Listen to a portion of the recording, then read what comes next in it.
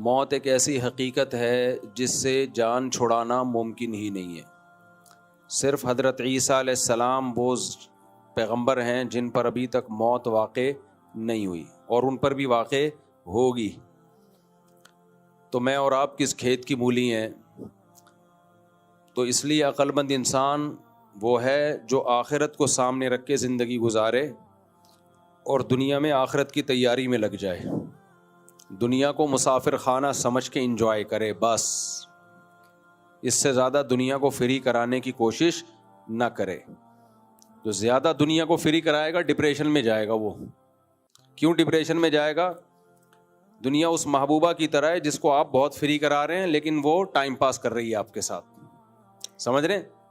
کسی کو ایسی معشوقہ مل جائے کہ آپ دل دے بیٹھے اور وہ آپ کے ساتھ ٹائم پاس کر رہی ہو, اسے جیسے ہی آپ سے اچھا نظر آیا وہ آپ کو چھوڑ کے وہاں چلی جائے, تو وہ محبوبہ ڈپریشن ٹینشن ہے یا نہیں ہے؟ تو اب دنیا کیا کرتی ہے, آپ جب جوان ہوتے ہو آپ کو عیاشی کراتی ہے,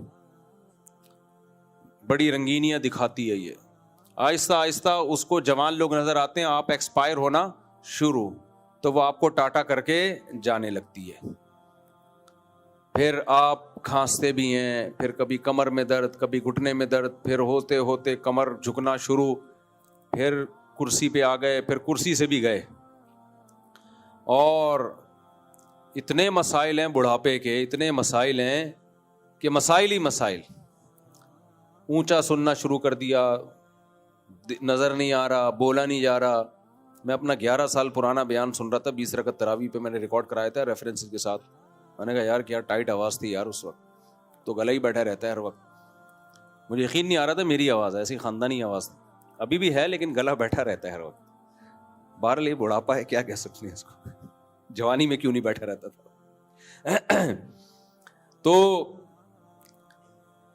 تو کیا ہے یہ آہستہ آہستہ آہستہ آہستہ, یہ جو سب سے زیادہ ٹینشن اور ڈپریشن ہوتی ہے نا, یہ ایکٹروں کو ہوتی ہے. پتہ ہے آپ کو, جو ایکٹر لوگ ہیں نا جن کی زندگی شو بازیوں میں گزری ہوتی ہے, سب سے زیادہ ڈپریشن اور اسٹریس میں وہ جاتے ہیں.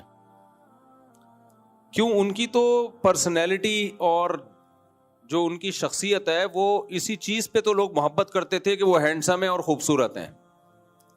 جب وہ ظاہر ہے کب تک ہینڈسم رہے گا بھائی؟ تو لوگ کہتے ہیں وہ یہ کرا لیتے ہیں چہرے کو, بھائی جو مرضی کرا لو, بڑھاپے سے کسی کا باپ بھی نہیں روک سکتا.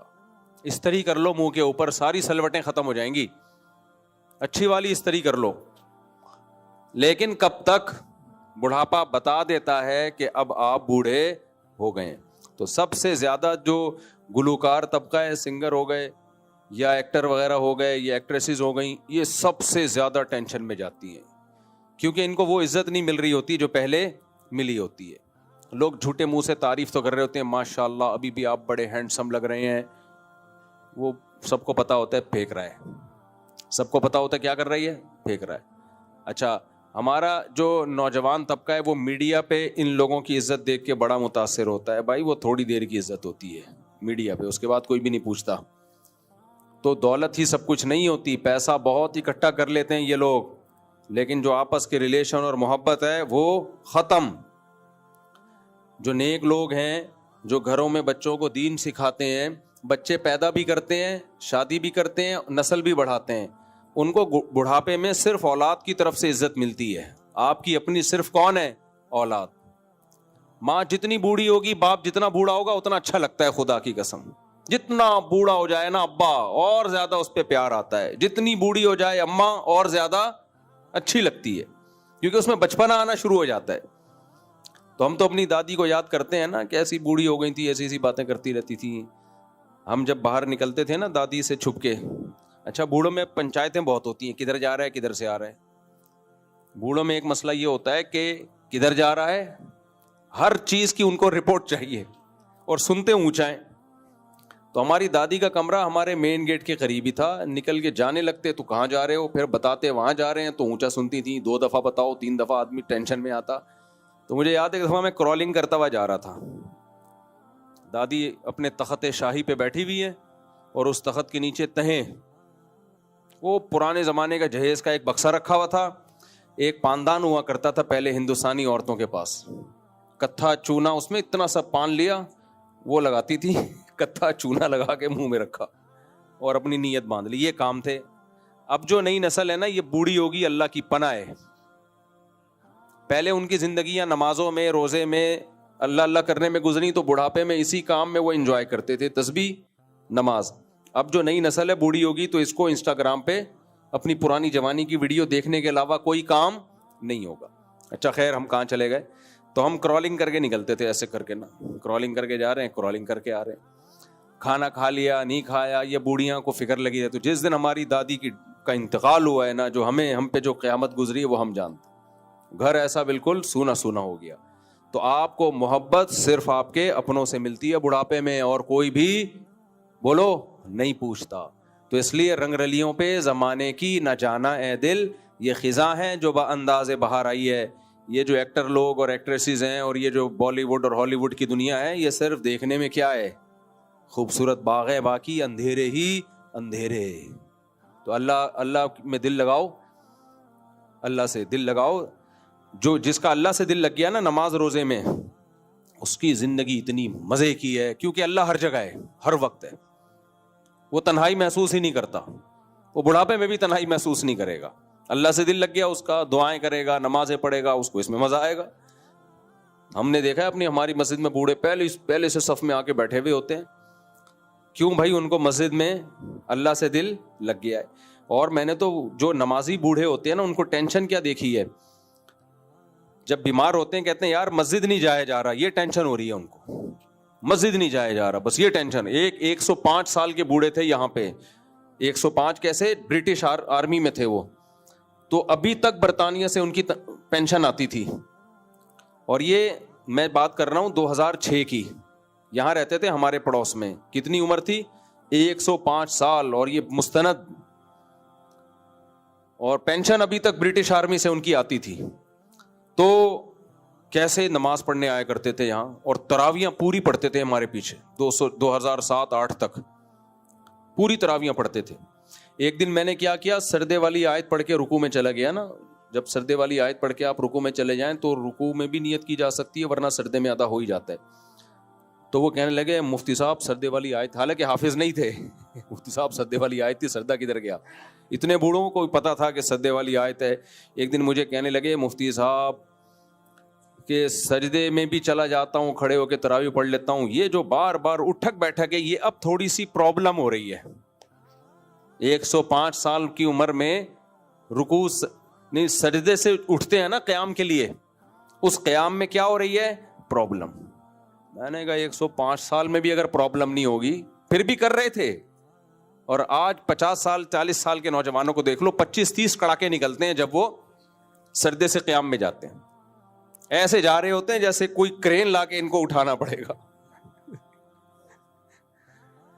اتنے کڑاکے نکل رہے. ایک نوجوان آیا 35 سال کا, کہتے ہیں مفتی صاحب جب میں سجدے سے اٹھتا ہوں تو کڑک کڑک کی آواز آتی ہے گھٹنے سے. گھٹنے سے کس کی آواز آتی ہے؟ کڑک کڑک کی آواز آتی ہے. میں نے کہا پانی وانی ختم ہو گیا گھٹنے کا, لگ رہا ہے جو گریس ہوتا ہے نا گھٹنے میں, اس کی وجہ سے. ہاں, وہ کہنے لگا میرے گھٹنے کڑاکے مار رہے ہیں. تو مجھے اتنی ہنسی آئی, میرے لیے نماز پڑھانا مشکل ہو گیا. میں نے کہا اس کی عمر دیکھو اور اس کے گھٹنے کیا مار رہے ہیں. کہہ رہے میرے گھٹنے کڑاکے مار رہے ہیں مفتی صاحب. تو پھر مجھے شعر یاد آتا ہے, رنگ چہرے کا زرد کیسا ہے, آئینہ گرد گرد کیسا ہے, کام گھٹنوں سے جب لیا ہی نہیں, پھر یہ گھٹنوں میں درد کیسا ہے. تو وہ 105 سال کے بزرگ تہجد بھی پڑھتے تھے. یہ کیا ہے؟ یہ ہے اللہ سے تعلق کی برکت. خوش رہتا ہے انسان, اللہ سے تعلق ہوتا ہے نا تو دل جوان رہتا ہے. ہمارے شیخ حضرت مفتی رشید احمد صاحب 78 سال کے تھے, ایسے خوش, کیونکہ تعلق کس سے ہے؟ اللہ سے. پھر ان بزرگ کا انتقال کیسے ہوا؟ وضو کے دوران واش روم میں گرے تو کولے کی ہڈی ٹوٹ گئی. بس پھر وہ ظاہر ہے اب اس عمر میں ہڈی ٹوٹ کے جڑنا, پھر وہ اسی میں ڈیتھ ہوئی. ورنہ اگر وہ گرتے نہیں تو شاید اور نکال. اور یہ بوڑھوں کے ساتھ مسئلہ ہوتا ہے, یہ اکثر واش روم میں پھسل کے گرتے ہیں, تو بوڑھوں کا بڑا خیال کیا کرو. ہماری والدہ کا بھی ایسا ہی ہوا, گرنے سے جو ہے بوڑھوں کے نا یہ کولے کی ہڈی بہت وہ ہلکی ہوتی ہے, کمزور ہوتی ہے, گرتے ہیں. بہت واقعات ہوتے ہیں اس میں, بہت زیادہ بوڑھوں کا خیال گھر میں کرنا چاہیے.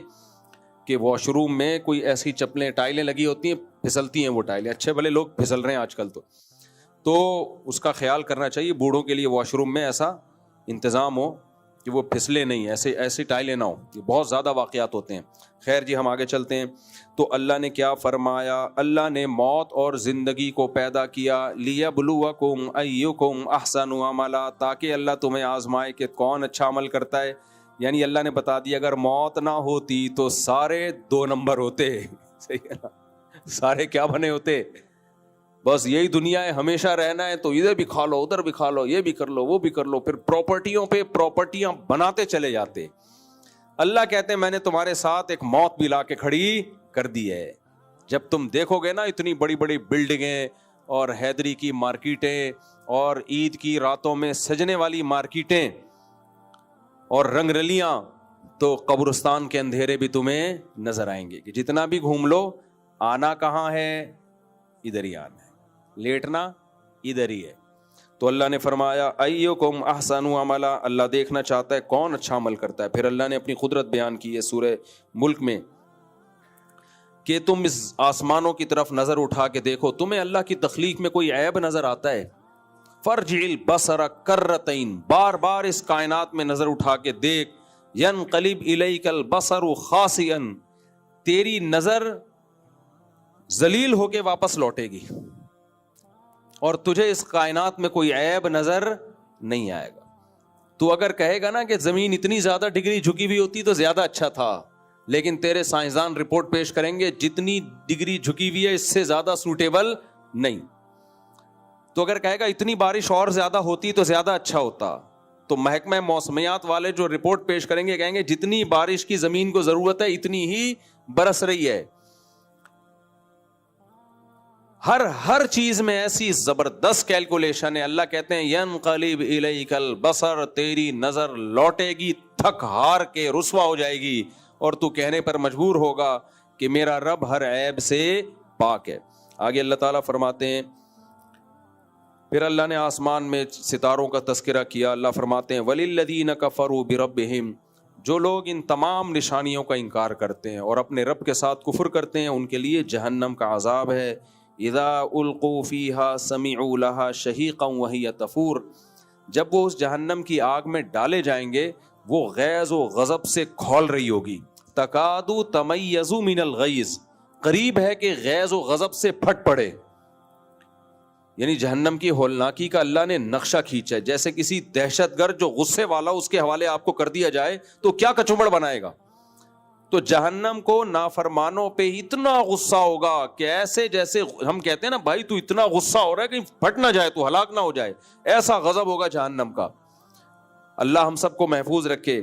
فرمایا کلما القی فیہا فوج سألہم خزنتہا, جب بھی اس میں کوئی گروہ ڈالا جائے گا جہنمیوں کا تو جہنم میں جو فرشتے ہیں مامور ہیں وہ پوچھیں گے الم یاتکم نذیر, کیا تمہیں اس آگ سے ڈرانے والا کوئی نہیں آیا دنیا میں؟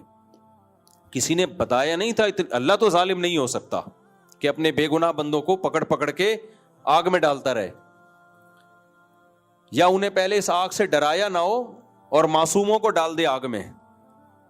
تو کیا تمہیں کوئی ڈرانے والا نہیں آیا تھا؟ تو جہنمی کیا کہیں گے بلا قد جاءنا نذیر, کیوں نہیں بھائی ہمارے پاس ڈرانے والا آیا تھا. فکذبنا وقلنا ما نزل اللہ من شیء, ہم نے انکار کر دیا, ہم نے کہا آسمان سے خدا نے کچھ بھی نازل نہیں کیا. بہت سے لوگ گاڈ کو مانتے ہیں لیکن کہتے ہیں گاڈ نے بنا کے چھوڑ دیا ہے.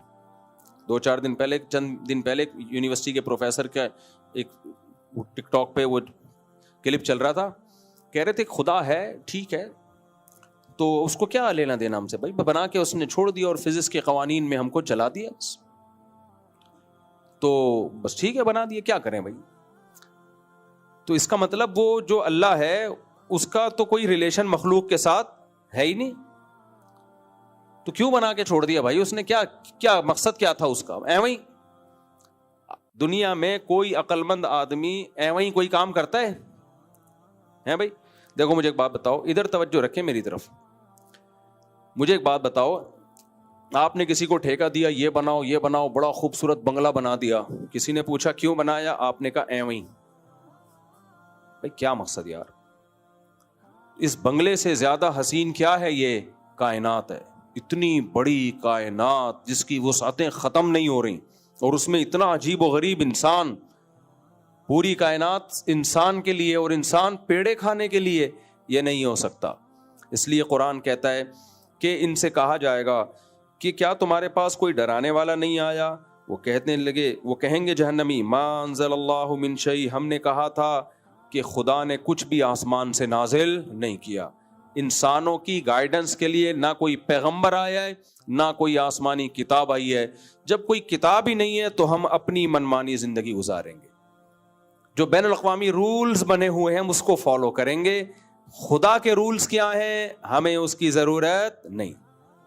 عدالت اگر خلا کی ڈگری تھما دیتی ہے، پاکستان میں رہتے ہیں ٹھیک ہے، کسی مفتی سے پوچھنے کی ضرورت، بولو نا اب تو کیا ہو گیا، نہیں کہ یہ شرن خلا ہوا ہے کہ نہیں ہوا۔ ہمارا دل چاہے گا شراب پینے کا، ہم پیئیں گے۔ ہمارا دل زنا کو چاہے گا، ہم کریں گے۔ ہمارا دل ماں باپ کے سامنے بدتمیزی کا چاہے گا تو ہم کریں گے۔ ہمارے بھی اسی طرح رائٹس ہیں جس طرح کس کے رائٹس ہیں؟ باپ اور ماں کے، کوئی فرق نہیں ہے۔ میرج شادی کر کے رہیں یا گرل فرینڈ بنا کے رہیں، یہ ہماری پرسنل لائف ہے، اس میں مولویوں کو ٹانگ اڑانے کی ضرورت نہیں۔ مولویوں کا اس میں کوئی دخل نہیں ہے۔ ہر آدمی کی اپنی ایک نجی لائف ہوتی ہے، پرسنل لائف ہوتی ہے۔ آگے جانا چاہ رہا تھا میں، لیکن اب اچھا نہیں ہے۔ مجھے ہی پسند ہو یا مجھے شی پسند ہو، یہ میری چوائس ہے، سمجھ رہے ہیں نا؟ مولوی لوگ تو قرآن کا واقعہ سناتے ہیں، لوط علیہ السلام کی قوم کو ہی پسند تھے، اللہ نے پوری قوم کو اٹھا کے پٹخ کے مار دیا، ہلاک کر دیا۔ اور لوط علیہ السلام نے کہا انی لعملکم من القالین، مجھے سخت نفرت ہے تمہارے اس غلیظ اور پلید عمل سے۔ تو آپ سیکولر لوگوں کو بتاؤ، کہیں گے بھائی یہ نجی مسئلہ ہے، یہ ان کی پرسنل لائف، کسی کو پسند ہی۔ اچھا اس سے بڑا جرم یہ کہ آپ ہی ہو اور آپ اپنے آپ کو شی کہنا پسند کر رہے ہو، آپ شی ہو اور اپنے آپ کو ہی کہنا پسند کر رہے ہو۔ تو جب آپ نے خدائی تعلیمات کا انکار کر دیا تو پھر آپ کیا ہو؟ آزاد، جو چاہے کرو آپ۔ ہمارے ایک دوست باہر ملک میں، تو ان کے اسکول میں نا بچوں کو پڑھایا جا رہا ہے، تمہاری مرضی، تم شی ہو ہی ہو، خود فیصلہ کرو۔ ایک بچے نے کہا میں بلی ہوں، میں خود فیصلہ کروں گا۔ وہ درد سر بن گیا ماں باپ کے لیے نا، گھر میں آ کے کہہ رہے میں بلی ہوں، میاؤں میاؤں کر رہا ہے۔ باپ پریشان کہ یار کیا مصیبت ہو گئی، کہہ رہے نہیں میں، اور بلیوں والے نا وہ ڈریسنگ کر کے وہ سارے اسٹائل بنا کے وہ گھوم رہا ہے۔ میری مرضی، میری نجی زندگی ہے، میں اگر بلی ہوں تو میں کیا ہوں؟ اس کے ابا نے اس کا علاج کیسے کیا؟ اس کو ٹیبل پہ کھانے سے ہٹا دیا، بولا بلی وہاں بیٹھ کے کھاتی ہے، یہاں بیٹھ کے، اور چھیچڑے وچھڑے لا کے اس کے سامنے رکھتی ہے، تو یہی کھائے گا۔ تو اللہ کا شکر ہے اس دن سے وہ جو بھی تھا، منا تھا، پپو تھا، جو بھی تھا، بن گیا الحمدللہ۔ تو وہ کہتے تھے ما انزل اللہ من شیء، اللہ نے اپنے بندوں کی ہدایت کے لیے کچھ بھی نازل نہیں کیا۔ بھائی ہم آزاد ہیں۔ اللہ کہتے یہ میرے اوپر بہت بڑا الزام ہے، انسان کو میں نے بنایا اور اس کو ہدایت نہیں دی۔ دیکھو جانوروں کو ہدایت کی ضرورت نہیں ہے، وہ آٹومیٹیکلی نیچر کے راستے پہ چلتے ہیں، ان کے پاس دماغ ہی نہیں ہے صحیح اور غلط کو سوچنے کے لیے۔ انسان کے پاس دماغ ہے، اسے گائیڈنس کی ضرورت ہے۔ اگر اسے ہدایت نہ ملے یہ تو درندہ بن جائے۔ دیکھو اس کی ایک مثال، یہ مثال میں نے اپنے والد سے سنی ہے، بہت دفعہ بیان میں بتاتا ہوں میں۔ میرے والد صاحب ایک مثال دیتے تھے، دیکھو بچہ جب شیر کا بچہ پیدا ہوگا نا، فوراً دودھ پیے گا، آپ اس کے سامنے گھاس رکھو گے نہیں کھائے گا، آگ کا انگارہ رکھو گے نہیں ہاتھ ڈالے گا۔ لیکن انسان کا بچہ جب پیدا ہوتا ہے، آگ کا انگارہ رکھ دو اس میں ہاتھ مار دے گا اور منہ میں بھی ڈال دے گا، کچھ بھی رکھو، گند بھی رکھ دو گے اٹھا کے منہ کھانا شروع کرے گا۔ حالانکہ ذہین کون ہے، شیر کا بچہ یا انسان کا بچہ؟ ادھر میری طرف توجہ، شیر کا بچہ زیادہ ذہین ہے یا انسان کا بچہ؟ لیکن شیر کے بچے کو ہدایت کی ضرورت نہیں ہے، انسان کا بچہ اتنا ذہین ہے، پھر بھی ماں باپ اس کو بتاتے ہیں یہ کھانا ہے یہ نہیں کھانا۔ اس کی علامت ہے کہ بھائی ذہین تو ہے، اس ذہین ہونے کی وجہ سے ہی اس کو ضرورت ہے ہدایت کی۔ ذہین لوگوں کا دماغ چلتا ہے صحیح بھی غلط بھی، شیر کا بچے کے پاس اتنا دماغ نہیں ہے، اس کو تو اللہ نے ڈال دیا بھائی تو نے یہی کھانا ہے۔ انسان کا بچہ کھوپڑی استعمال کرتا ہے، کہتا ہے یہ انگارے کی طرح کیا چیز چمک رہی ہے، بھائی کوئلہ ہوگا وہ گرم انگارہ، وہ کہے گا یہ بڑا جھنجھنا ٹائپ کا لگ رہا ہے، ٹرائی کر کے دیکھو، وہ ٹرائی کے چکر میں اپنی زبان جلا دے گا. شیر نشہ نہیں کرتا, گدھے نشے نہیں کرتے, انسان ٹرائی مارتا ہے کہ یار ایک دفعہ ہم, بھائی کسی کی گھڑی ملی ہے, انسان ٹرائی کرتا ہے کہ یار ہیروئن کا ایک دفعہ چسکا لگا کے دیکھو, یار چھٹا لگا, شراب پی کے دیکھو. تو انسان کو ہدایت کی ضرورت ہے, جانوروں کو ہدایت کی ضرورت نہیں ہے. تو اللہ کہتے ہیں یہ اتنے بڑے مجرم جن کو جب جہنم میں ڈالا جائے گا, اللہ کہے گا کہ فرشتے کہیں گے کیا تمہیں اس جہنم سے ڈرانے والا نہیں آیا؟ وہ کہیں گے آیا, علماء بھی آئے, پیغمبر بھی آئے, آسمانی کتابیں بھی آئیں, لیکن ہم نے کہا ما انزل اللہ من شیء, اللہ نے آسمان سے کچھ بھی نازل نہیں کیا. وقالوا لو كنا نسمع او نعقل ما كنا في اصحاب السعیر, پھر خود کہیں گے کہ اگر ہم ان پیغمبروں کی بات سن لیتے اور عقل سے کام لے لیتے, آج ہم اس بھڑکتی ہوئی آگ میں جل نہیں رہے ہوتے. اسی مضمون کو قرآن نے دوسرے مقام پہ بیان کیا ہے. جہنمی جب جہنم میں جائیں گے, اللہ کہے گا افا حسبتم انما خلقناکم عبثا, کیا تم نے یہ گمان کر لیا تھا کہ ہم نے تم کو بیکار پیدا کیا ہے؟ یہ کتنی عجیب آیت. کیا تم یہ سمجھ بیٹھے تھے کہ ہم نے تم کو بیکار پیدا کیا ہے, جو چاہے کرتے رہو؟ جس کا آخرت پر ایمان نہیں ہے اور وہ سمجھتا ہے میں اپنے عمل کا جواب دہ نہیں ہوں, تو وہ 100 انسانوں کو بھی قتل کر سکتا ہے. وہ ایٹم بم گرا کے دنیا کی ایسی کی تیسی بھی کر سکتا ہے. وہ غزہ کے بچوں کی ویڈیوز آ رہی ہیں, کیسا خون کھولتا ہے, رات کو آدمی دیکھے تو نیند غائب, ختم نیند. وہ سب کچھ کرے گا. کیوں؟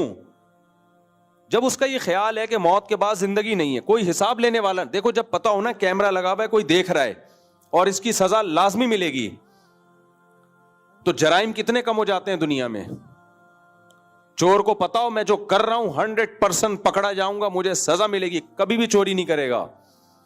تو اللہ کہتے ہیں تمہارا جرم یہ تھا کہ تم نے حساب و کتاب کے دن کا انکار کیا, اس نے ہر جرم کو تمہارے لیے حلال کر دیا, اور سب سے بڑا جرم اس کا آخرت کا انکار ہے. تو اللہ کہتے ہیں, وہ لوگ کہیں گے لو کننا نسمع او نعقل, کاش ہم سن لیتے یا عقل سے کام لے لیتے, آج ہم اس بھڑکتی ہوئی آگ میں جل نہیں رہے ہوتے.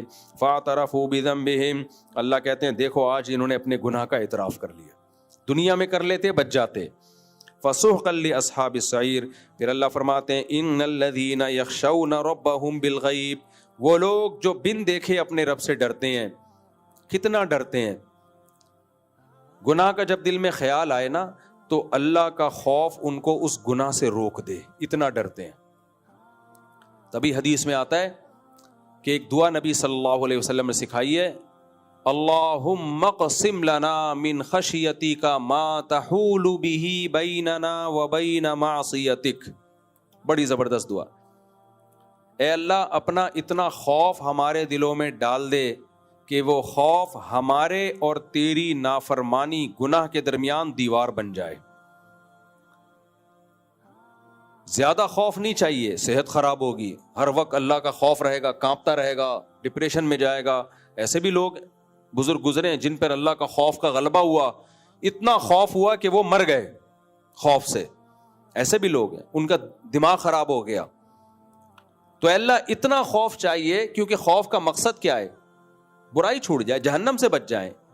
تو اللہ اتنا خوف دے دے کہ جب گناہ کا دل میں خیال آئے نا, تو وہ خوف گناہ اور تیرے ہمارے درمیان رکاوٹ بن جائے, وہ گناہ سے روک لے ہم کو.